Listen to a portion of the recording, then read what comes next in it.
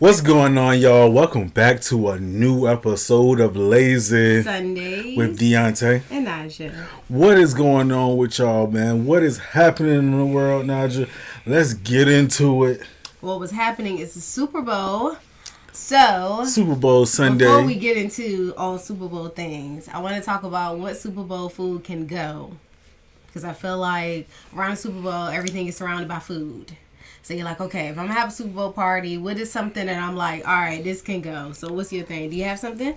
Yes. Oh, yeah, the Chiefs won, by the way. If y'all cared about that, nobody really cares. Yeah. My Super Bowl food, I'm getting rid of all sandwiches. Any sliders. Yeah, you're not a sandwich Well, no, guy. let me say this. Sliders can stay depending on what type of slider it is.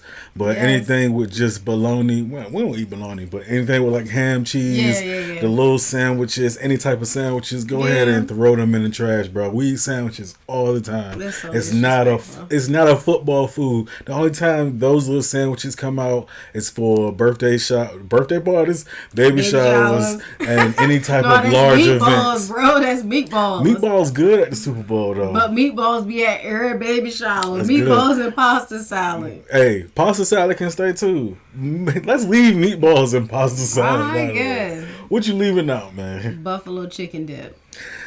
You hang around a lot of Caucasian people that say buffalo chicken dip. Because that's something that I feel like has been overdone for Buffalo so chicken long. dip or ugly dip? Buffalo chicken dip.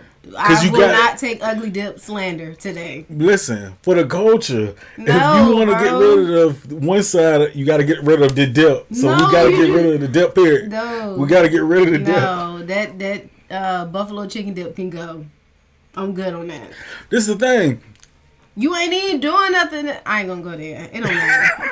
It don't matter. My thing Anyways, is, it don't it's matter. the dip though. If you don't want the buffalo, you can't want the ugly Because dip. I feel like it didn't end up being so much dip.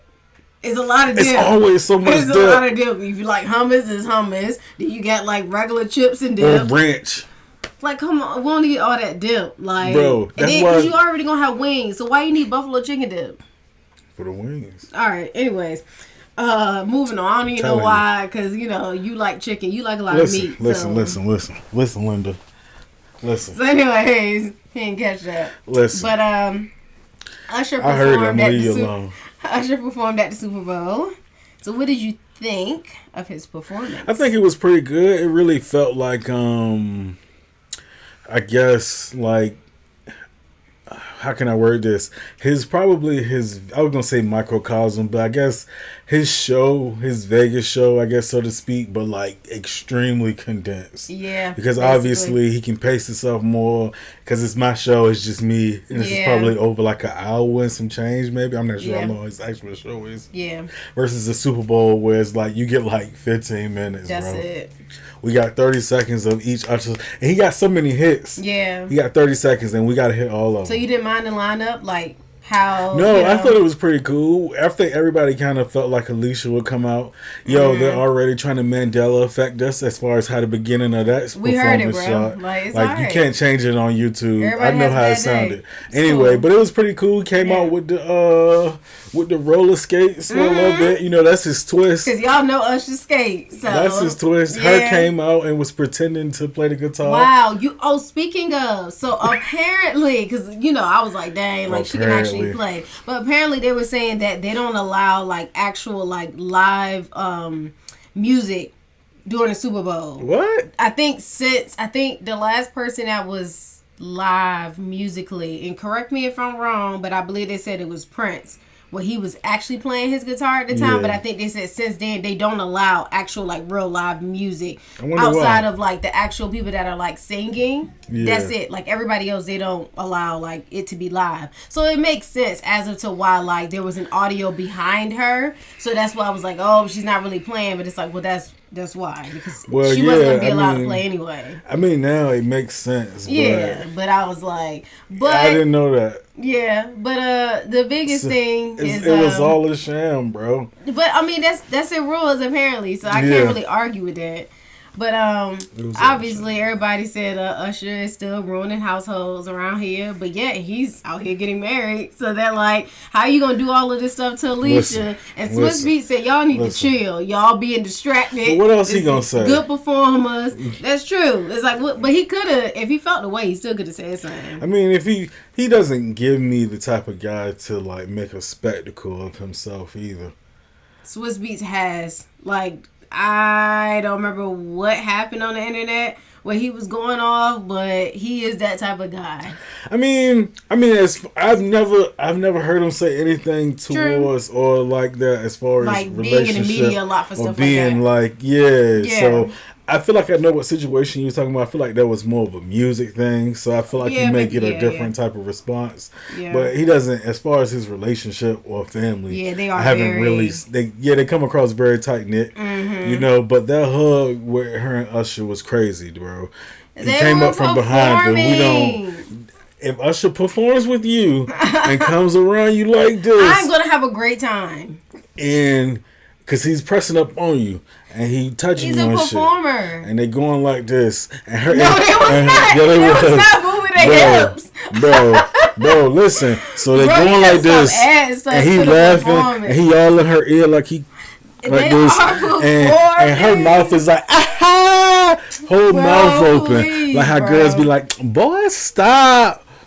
It is a performance. Yeah, okay? They was performing all right. Let me tell you something. Well, don't take me none of the Usher shows because I'm going to enjoy myself, okay? Trust me, we're not going to be sitting close enough for him to come to you. Usher gets off the stage, baby. He wants to come scope the scene. The Sue's going to be his next prize. Like, ooh, which one am I going to ruin today? Divorce. Anyways, I don't think anything's wrong with it. Usher going to have to give you a place to stay. That's ridiculous. I'm having a great time. He's going to go home to his family, and I'm homeless. And I'm going home to no family because he just took it from me. Anyways. All right, so I have a Reddit post this week, and it is, what's the craziest thing an ex has ever said to you? So you ready? Yeah. All right. First thing, we're going to start off a little light, and then we're going to get crazy. Oh, snap. All right. Don't leave me. You can have my iPhone. That's the first one. Who is saying this, by the way? Just whoever, like, the craziest thing to somebody's ex. Okay, I got you. Yeah, don't leave me. You can have my iPhone. And it's like, really? Okay. All right, so this one's a lengthy one. Okay. A few months after my ex-husband and I split, he called me at 3 a.m. to tell me he was going to, himself. On my front porch. The only response... That's not funny. I'm sorry. Yeah. The only response my sleepy brain could come up with was, leave it to you to make me clean up after you all the way to the very end. And I hung up and went back to sleep. That's what she said. Yes. Well, if he was... Because, dudes be saying stuff like this. But if he wasn't, he probably thought about it right then in that moment. Yeah. That was not what he expected. Yeah, we don't condone, like, obviously. But it's just like, some people be, like, saying that, thinking, like, that's going... Y'all got to stop saying stuff like that. That's trying to not manipulate the situation, and she was like, "I'm good." You a dog? You trash, bro? Like, nah, this ain't gonna work this time. Leave it up to you to have me clean up after you at the very end, bro. And then went back to sleep. Good sleep. He thought about that. Yeah, he did. It ain't worth it. Next one is, I'll read this one and I'll read another one. Okay. It says, her. God doesn't want me to get married. Me, to me, or ever. Her, nope, never. So I really like you, but I think we should just be friends. She was married less than a year later to a guy I thought was my best friend. That sting.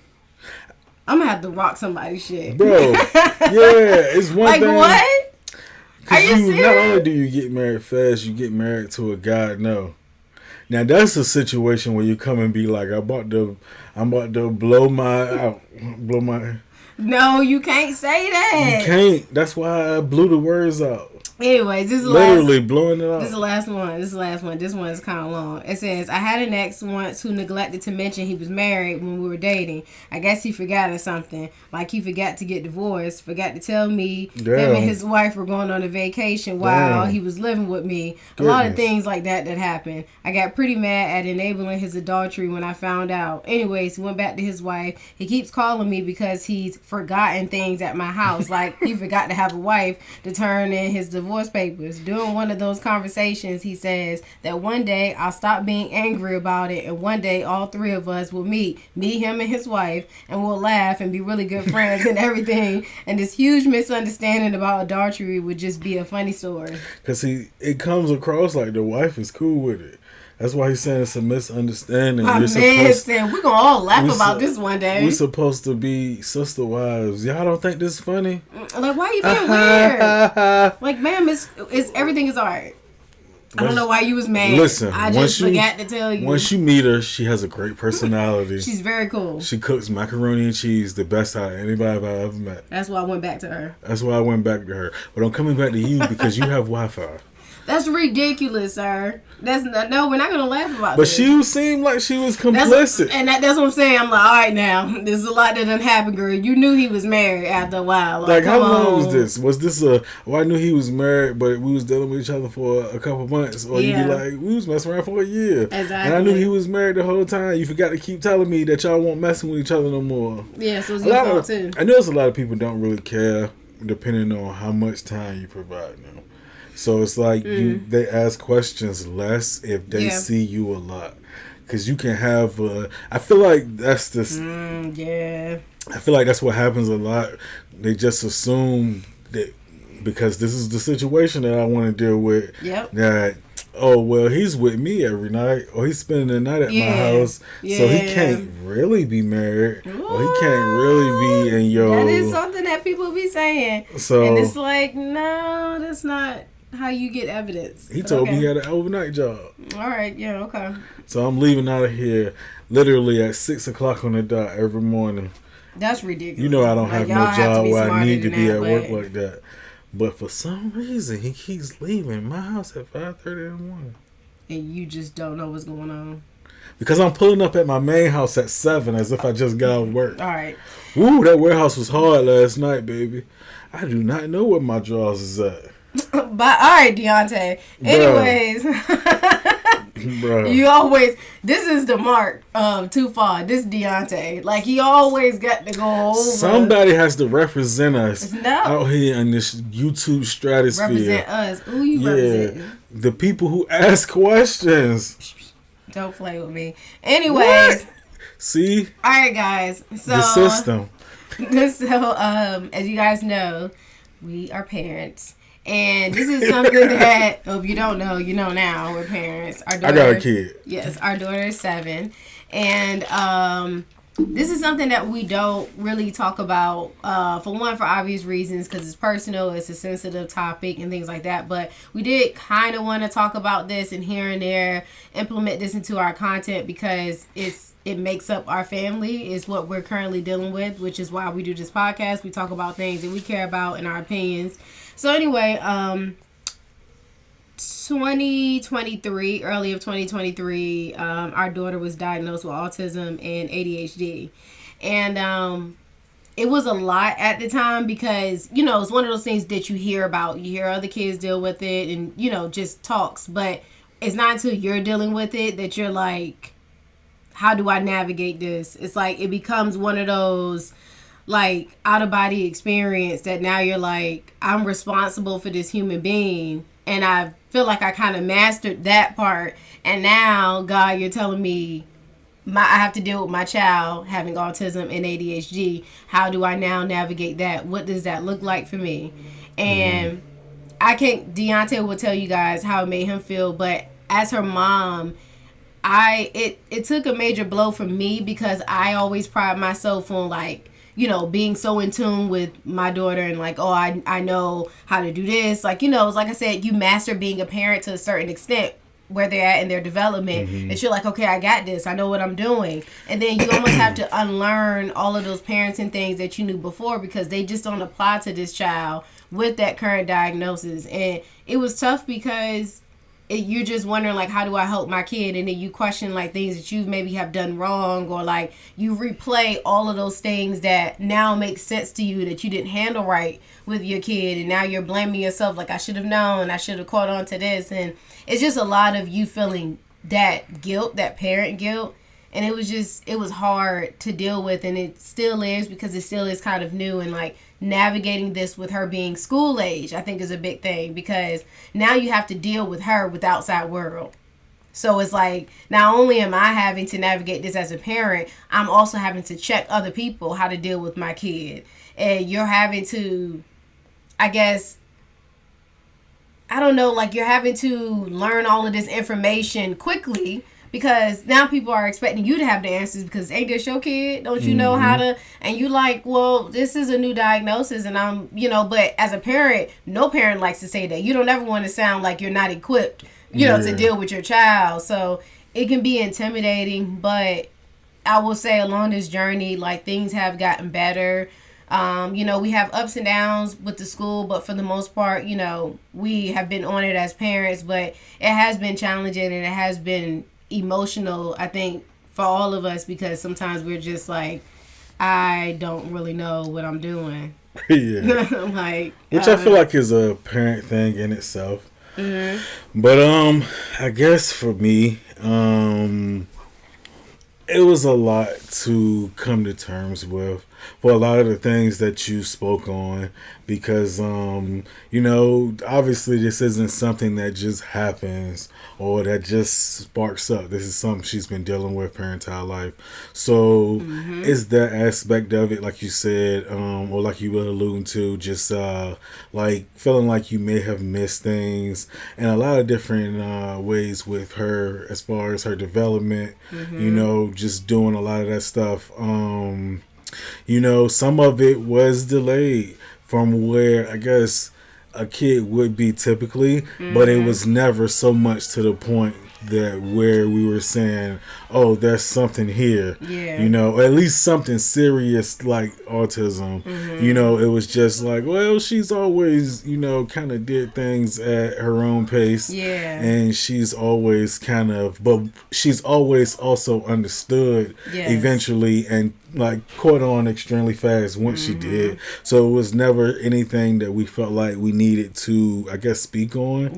More so until she started getting closer to school, and it's like her talking and being able to, understand different things. It's obvious like, it may be something here that we may actually want to look at. So, a lot of it is just, as far as me, just coming to terms with a lot of different things, because it's easy for it to come across like, it's hard not to, as a parent that loves your kid, feel like this is my fault somehow. Like, you know what I'm saying? And even though it isn't, because of you wanting to protect your kid and wanting to, kind of take the burden of any type of burden away from them, it's easy to, feel like that a lot of things are your fault. So it's, for me personally, it's kind of working through that, you know what I'm saying? Understanding that, you got to give your child what I guess every parent should, as far as love and teaching them different things, but